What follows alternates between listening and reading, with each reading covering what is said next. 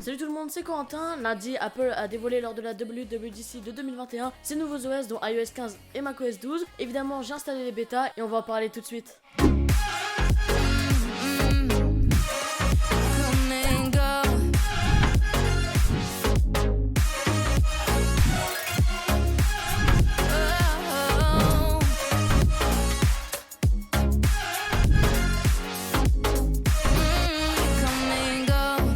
Concernant les nouveautés sur iOS 15, on a FaceTime qui intègre maintenant Android, donc vous pourrez envoyer un lien FaceTime à par exemple à un ami sur Android et sur son navigateur sur Google Chrome par exemple, et il pourra accéder à votre appel vidéo FaceTime. On pourra également maintenant partager par exemple de la musique ou Disney Plus pour regarder avec la personne avec laquelle on est en vidéo sur FaceTime. Et on pourra aussi maintenant partager son écran comme à la manière de Discord. Apple a aussi fait une sorte de RTX Voice, donc c'est-à-dire une annulation du bruit extérieur. Par exemple vous parlez, il y a un aspirateur à côté, ça annule l'aspirateur, donc c'est un peu à la manière de RTX Voice que Nvidia avait fait. Il y a aussi une nouvelle fonction qui s'appelle Focus, donc qui remplace un peu ne pas déranger, qui permet par exemple si vous faites vos devoirs de dire à vos amis sur iMessage que vous n'êtes pas disponible, et également par exemple de couper toutes les notifications pour éviter d'être dérangé par exemple pour Snapchat ou par Twitter. Et donc tout ça c'est personnalisable, donc si vous voulez que par exemple votre père ou votre mère puisse vous appeler même si vous êtes dans ce mode là, vous pouvez l'activer. Ensuite Apple Maps évolue beaucoup avec par exemple l'apparition de la 3D pour des villes comme San Francisco et d'autres, et également l'AR, donc par exemple on pourra se diriger, par exemple ça mettrait une flèche avec la caméra de notre téléphone et on pourra du coup mieux se diriger. Il y a également un redesign de l'app météo, c'est-à-dire que maintenant c'est beaucoup plus arrondi et il y a beaucoup plus d'infos comme par exemple le vent,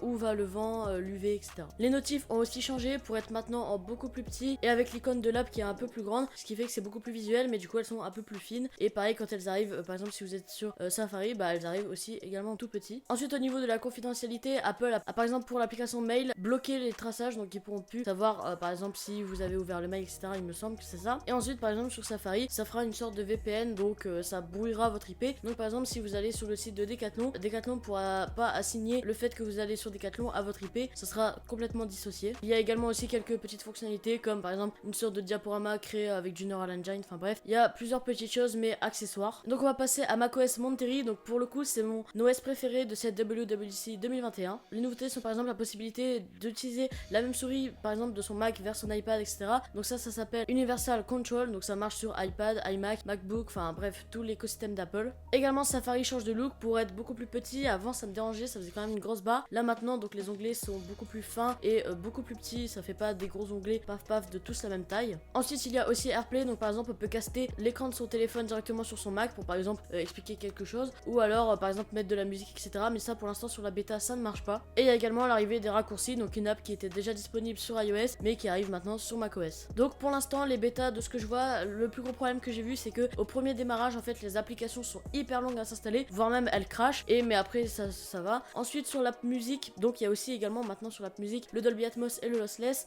et bien j'ai l'impression que au bout de 15 secondes quand c'est un Dolby Atmos ça plante, les AirPods se déconnectent, enfin je sais pas, ça fait une sorte de petit bug. Et ensuite niveau batterie ça reste à peu près pareil, après j'ai pas fait des tests vraiment poussés, ça fait à peu près 2 jours 3 jours que je l'ai, donc c'est assez compliqué à évaluer. Sinon j'ai vu également qu'il y a un bug comme quoi on peut mettre beaucoup plus d'applications, par exemple on peut mettre 45 applications de Twitter. Bref, dans tous les cas si vous voulez installer la bêta, sachez qu'il faut juste faire une sauvegarde de votre téléphone avant, comme ça s'il y a un pépin, hop, vous repassez sous iOS 14 et puis vous êtes tranquille. Et si jamais vous voulez tester, vous pouvez tester à la limite 1 ou 2 semaines, ça influera pas trop sur votre batterie. Voilà, donc ce que je vous conseille c'est quand même, si vous voulez vous pouvez l'installer, il y a vraiment relativement peu de bugs. Après moi je suis sous iPhone XR et MacBook Air M1, donc des appareils relativement récents, mais je pense que si vous avez un iPhone 7 et un MacBook Air de 2015, ça va pas non plus super bien marcher.